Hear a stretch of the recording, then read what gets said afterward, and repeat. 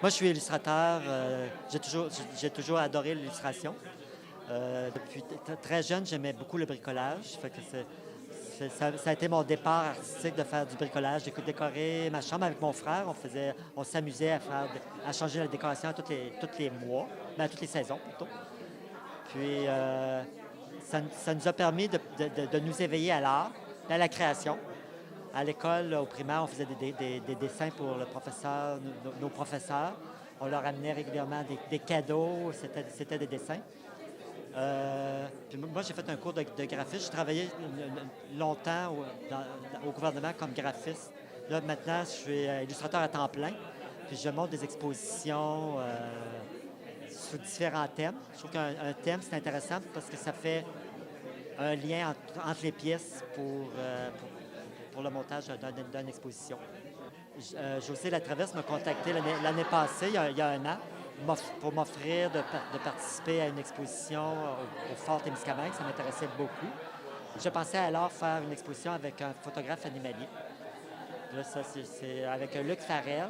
Je vais m'associer à un photographe animalier où j'irai puiser mes sujets d'illustration. Puis, finalement, au départ, ben, le projet a évolué. J'ai décidé de spécifier, de spécialiser sur les oiseaux pour Ville-Marie. Fait que ici, pour tout l'été, au Vieux-Fort, c'est Manteau de plume, l'exposition Manteau de plume, fait à partir des photographies de Luc Farrell.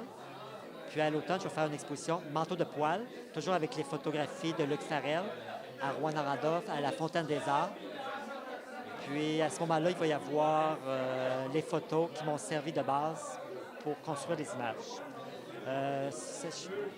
Luc qui fait beaucoup de photographies. J'ai fait une sélection, puis j'ai pris des parties de photos pour créer ces images-là. Souvent, c'est l'animal principalement que j'ai pris. J'ai changé les fonds. C'est réalisé au graphite.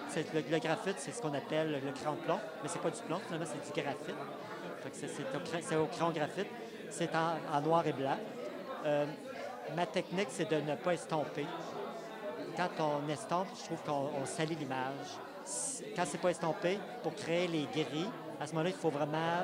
C'est la pression sur le crayon qui va donner le ton voulu. Ça veut dire que si on veut avoir foncé, il faut peser fort, plusieurs couches. Plus pâle, c'est souvent plusieurs couches pour avoir quelque chose de régulier, mais c'est moins de pression.